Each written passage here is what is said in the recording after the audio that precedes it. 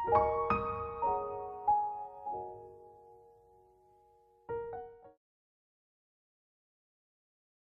Everyone, welcome to my YouTube channel the soulful diary. आज के video में हम बात करेंगे अल्फ्रेड लॉर्ड टेनिसन की पोम द लोटस ईटर्स के बारे में। पोएट के बारे में हम पहले ही डिस्कस कर चुके हैं, जिसका लिंक डिस्क्रिप्शन में है। अब पोम के बारे में डिस्कस करते हैं।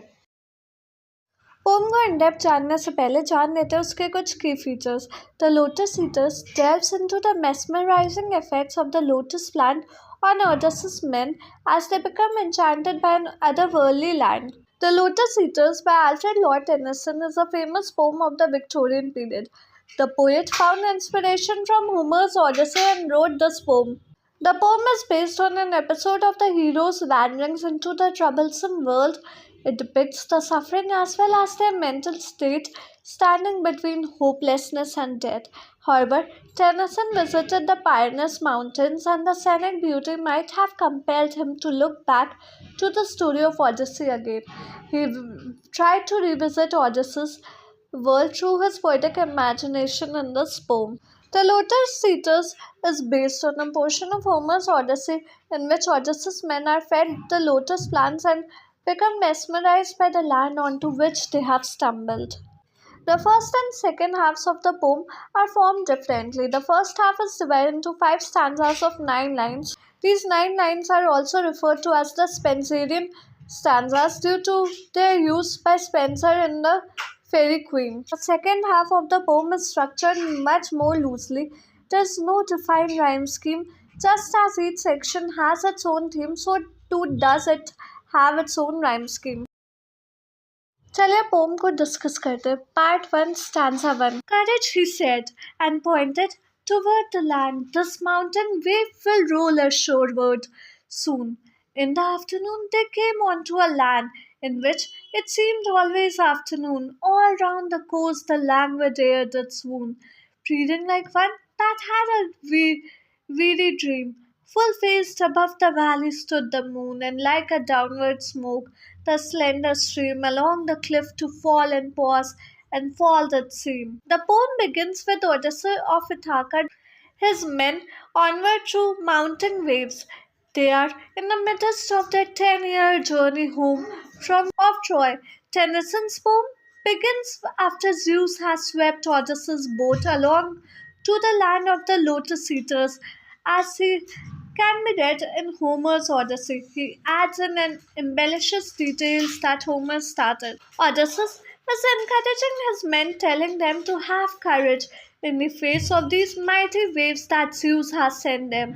This next one he tells them will surely roll us shoreward soon. His words end up being true, and the men are brought to land by that afternoon. The speaker of the poem then gives the reader a number of details regarding the land to which they have come. It is a place that, no matter the time of day, seems to perpetually exist in the afternoon.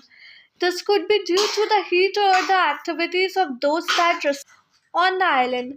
The air seems to move very slowly around the island. It is languid and swooning.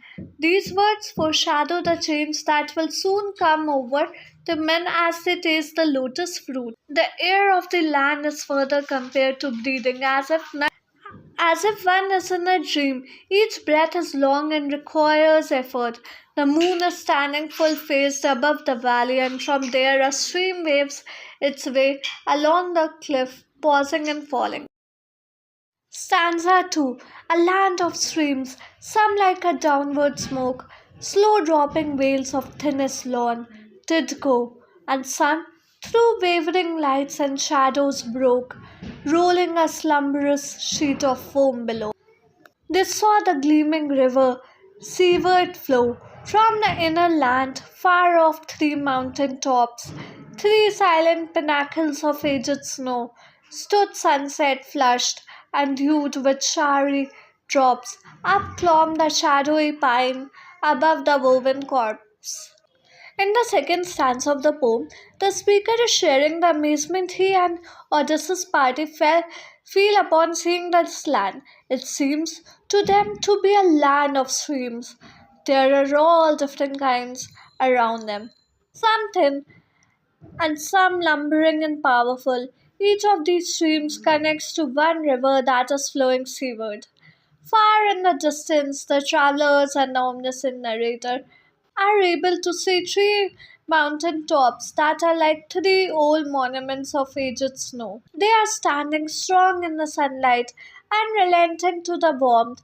There is mention of a shadowy pine, one dominating pine tree that is covered with dew and appears to upclimb or climb up the woven copse, or a small grouping of trees. This one larger tree is grander than the rest, and it only seems to grow larger as they stare at the scene before them. Stanza 3. The charmed sunset lingered low adown in the rest west. Through mountains' clefts the dale was seen fair inland and the yellow down, bordered with palm and many a winding vale and meadow, set with slender galingale, a land where all things always seemed the same, and round about the keel with faces pale, dark faces pale against the rosy flame, the mild-eyed, melancholy Lotos Eaters came. The sun is setting when they arrive. The afternoon is moving on, but it is not moving quickly. It has lingered low, endowing the west with red. The speaker and the travelers can see through the mountains to what is a dale or large valley. Further in the distance, even though they have just landed and are at sea level, they are still high enough to see far into the distance. The land seems to be bordered with palm trees and many a wandering vale and meadows. In these places and in the meadow, the speaker is able to see galingale, a type of sedge found in Europe and Asia. This land is one in which these things are equally beautiful. They are all a part of another and make up the living environment. The men are still on the boat as the speaker describes them, looking down and seeing that while they have been entranced by the land, the Lotus Eaters has come. They are gathered around the keel of the ship and are looking up at them with their mild melancholy eyes and pale dark faces. Therefore, branches they bore of that enchanted stem, laden with flower and fruit, whereof they gave to each, but whoso did receive of them, and taste to him the gushing of the wave, far, far away, did seem to mourn and rave on alien shores, and if his fellow spake, his voice was thin as voices from the grave, and deep asleep he seemed, yet all awake, and music in his ears his beating heart did make. The speaker continues his narrative by describing the lotus fruit which the lotus eaters brought to the sailors. They all had branches that bore that enchanted stem. The branches were filled with the fruit and flower of the lotus plant, which the lotus eaters shared with each man from the ship. After eating from the plant, the men were overcome. What they tasted came onto the men like the gushing of the wave and made their problems seem very distant.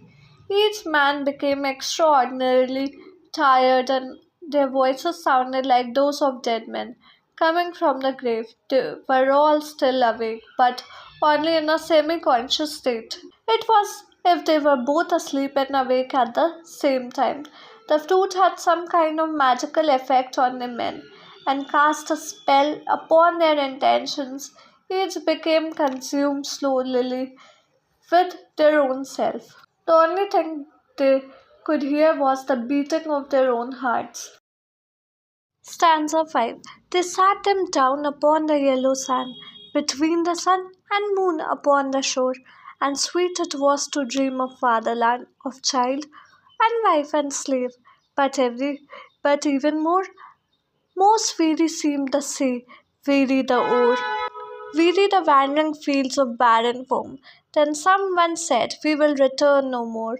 And all at once they sang, "Our island home is far beyond the wave, we will no longer roam."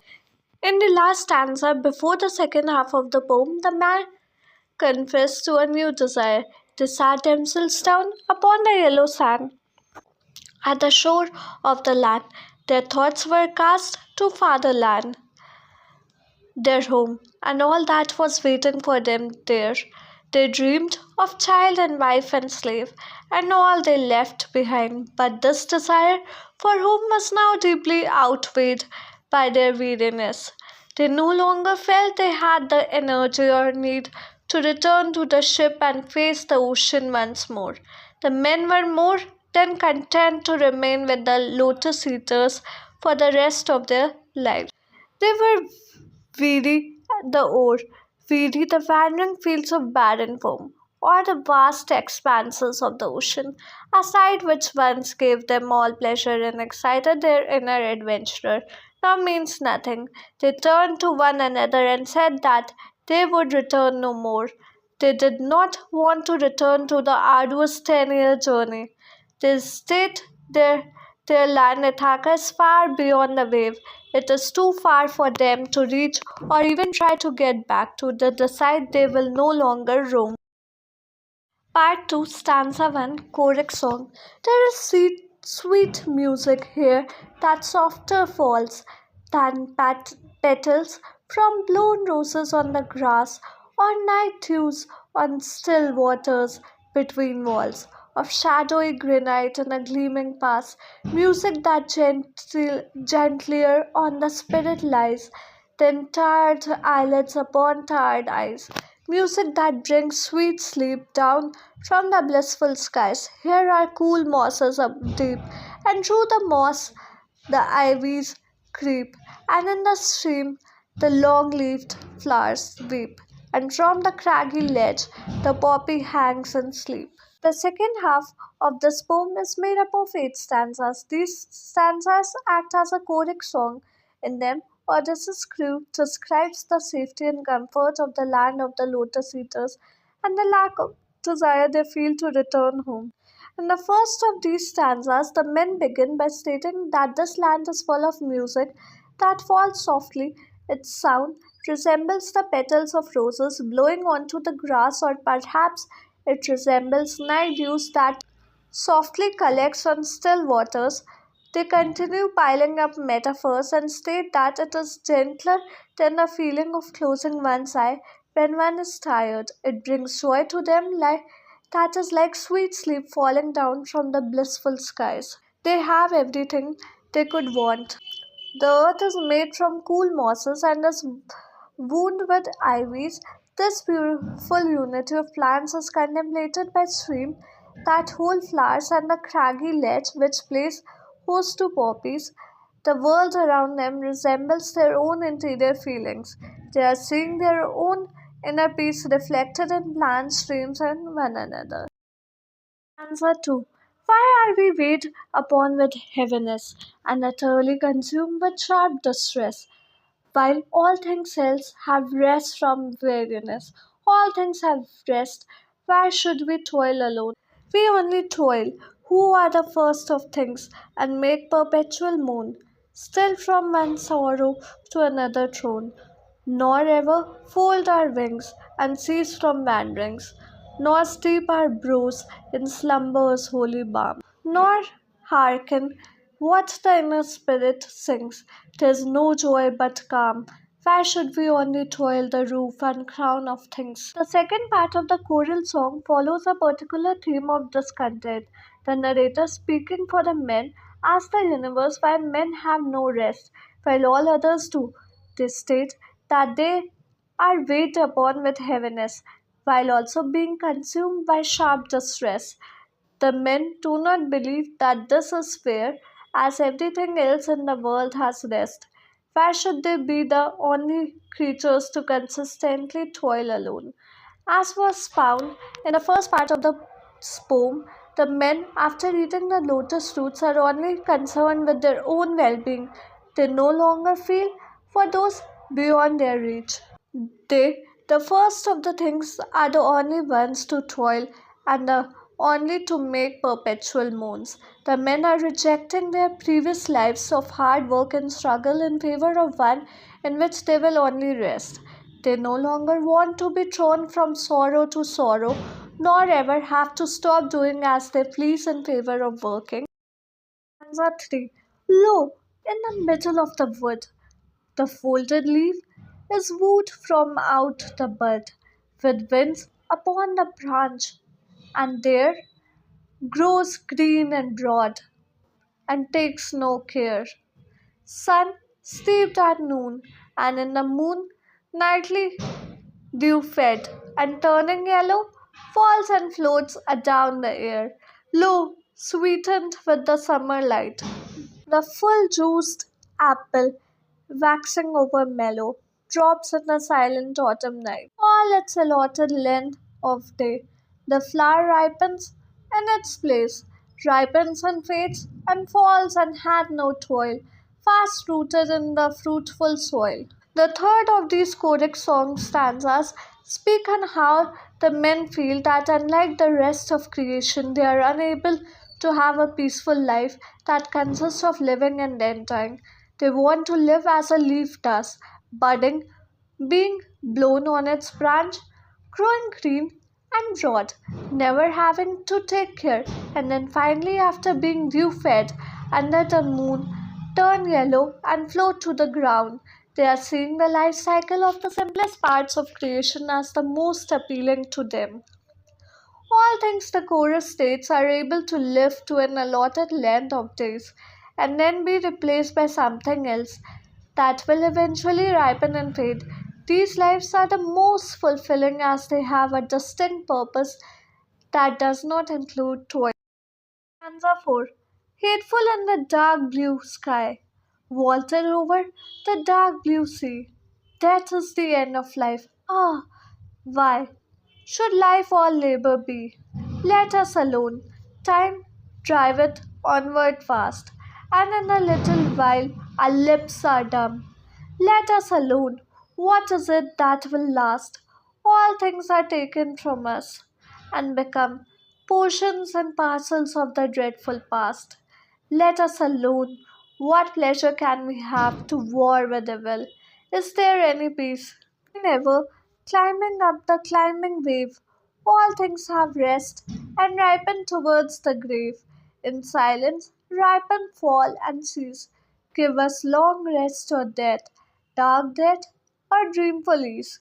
In the fourth stanza, the speakers are bemoaning the fact that we are all heading towards death and must labor on our way there. They do not believe that life should be completely made up of labor. They want to be left totally alone, unbothered by the real world. Their lives are moving very quickly and death will soon approach.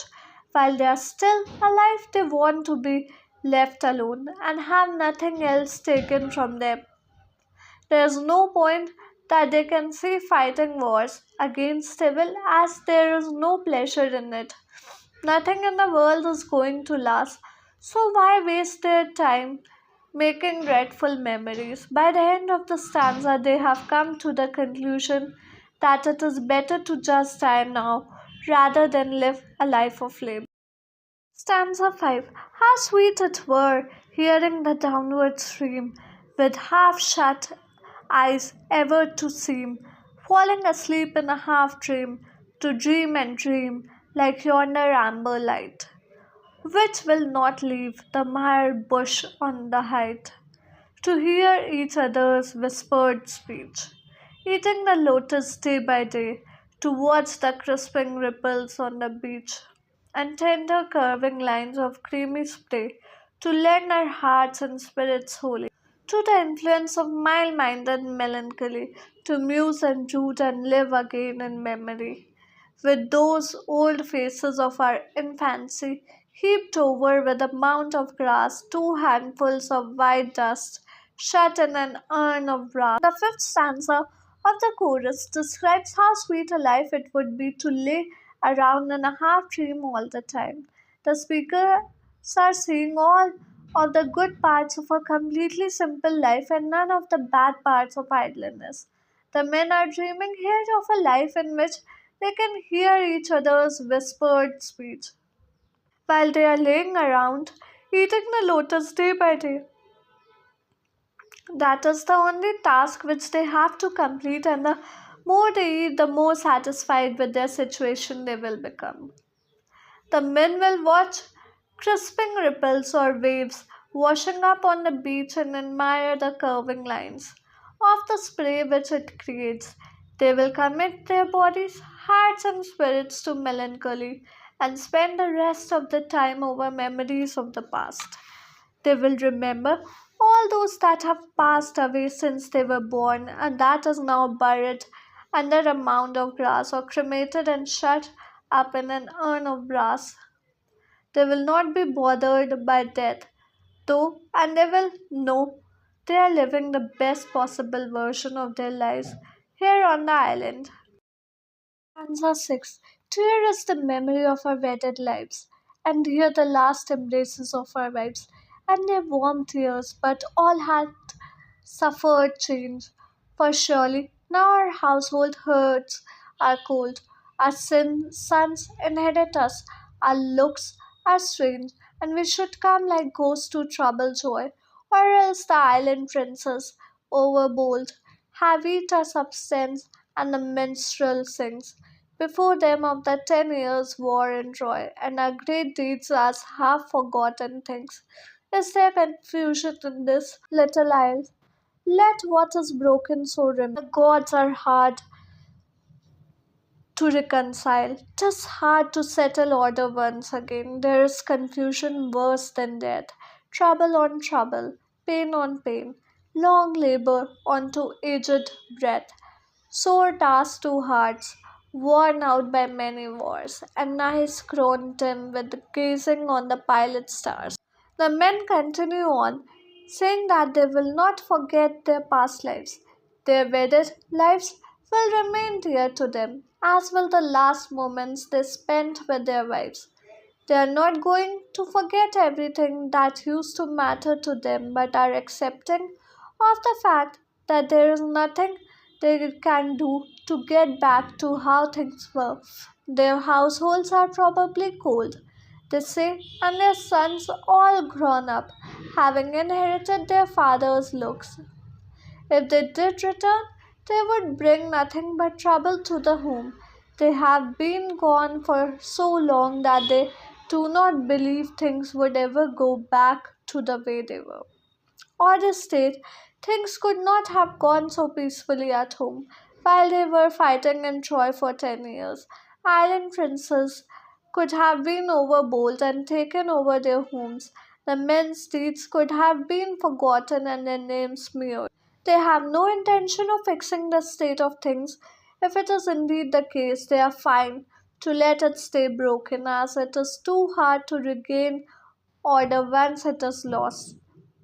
Still, they believe they would only make things worse, even if things have not gone well from the start. Stanza 7. But propped on beds of Amarnath and Molly, how sweet while warm air lull us and blowing slowly with half dropped eyelids still, beneath a heaven dark and holy, to watch the long bright river drawing slowly his waters from the purple hill, to hear the dewy echoes calling from cave to cave through the thick twined vine, to watch the emerald colored water falling through many a woven acanthus breath divine, only to hear and see the far off sparkling brine, only to hear were sweet stretched out beneath the pine. In the seventh stanza of the choric song, the men once more reiterate what the alternative to returning home and creating more chaos would be. They could and want to just stay here, propped on beds of Amarnath and Molly, two different types of European plants. Molly is said to have had magic properties. They will relax with half dropped eyelids and spend their days watching the river and his waters from their purple hill. The sea will now be to them just sight in the distance. There will be no more sailing or dangers they have to face. They will be guaranteed safety and endless days of gazing on the rivers of this land. Stanza 8. The lotus blooms below the barren peak, the lotus blows by every winding creek. All day the wind breathes low with mellower tone, through every hollow cave and alley lone. Round and round the spicy downs, the yellow lotus dust is blown. We have had enough of action and of motion we roll to starboard, roll to larboard. When the surge was seething free, where the wallowing monster spouted his foam, fountains in the sea, let us swear an oath and keep it with an equal mind in the hollow lotus land to live and lie recline. The final stanza of this section of the poem is longer than the seven that have preceded it. The speaker begins by describing how the lotus blooms everywhere that they look. It survives in the most barren and most wet of places. The wind that gently blows through the island sweeps up the yellow lotus dust, most likely a reference to pollen, and carries it from place to place, spreading the plant farther. The men have had enough of action and being blown around on a ship from side to side. They no longer want to face the monsters of the deep. Instead, they state they will swear an oath to ignore the rest of mankind and only exert enough energy to lay around on the island and eat lotus. They will be as gods, observing but not interfering with mankind. This is a misrepresentation of the gods of Greek mythology, as they were most known for the inability to stop interfering with humankind. They were constantly changing the course of history. On the hills, like gods together, careless of mankind, for they lie beside their nectar, and the bolts are hurled far below them in the valleys, and the clouds are lightly curled round their golden houses, girdled with a gleaming world, where they smile and sacred, looking up over wasted lands, blight and famine, plague and earthquake, roaring deeps and fiery sands, clanging fights and flaming towns, and sinking ships and praying lands. But they smile, they find the music centered in a doleful song, steaming up a lamentation of an ancient tale of wrong, like a tale of little meaning though. The words are strong, chanted from an ill-used race of men that sow the seed and reap the harvest with enduring toil, storing yearly little dews of wheat and wine and oil, till they perish and they suffer some. 'Tis whispered down in hell, suffer endless anguish, others in Elysian valleys dwell, resting weary limbs at last on beds of asphodel. Surely, surely, slumber is more sweet than toil, the shore, than labor in the deep mid ocean, wind and wave and oar. Oh, rest you, brothers mariner, we will not wander more. In the second half of the stanza, the sailors say that they see the gods as spending all their time just as the men are now. The only difference being that they recline alongside their nectar while hurling bolts of lightning into the valleys. The gods, this day, do not care about the impact of famine, plague, and earthquake on the humans below them. They smile and listen to music while men suffer. The speakers describe the music as being created by the gods. Indifference consists of human lamentation and misuse. The maltreatment of humans by the gods has seen going forever. It is an ancient problem, and the gods have enjoyed all of it. Mankind is forced to sow the seed and reap the harvest with enduring toil. A person's life is made up of nothing but hard work and misery until they perish and they suffer. Down in hell, others, the speakers state, are dwelling in the Elysian valleys or paradise. These lucky beings are resting weary limbs on beds of asphodel, an immortal flower that grows in Elysium. They conclude the poem by restating that surely slumber is sweeter than toil, and by reassuring one another that they will cease their wonders from now on. In the myth on which the poem is based, Odysseus, having not eaten from the lotus plants, is forced to carry his men back onto the ship and single handedly sail away from the island. The men eventually come to their senses once the magic of the plant was worn off. devices repetition. The refrain, let us alone, is used in a negative and desperate way, which is a twist on the traditional comic use of repetition. Irony. The mariners in the poem argue that death is a completion of life, which creates more tension instead of releasing it. Thank you. I hope आज की video आपको अच्छी लगी। अगर अच्छी लगी तो like share and subscribe to my channel.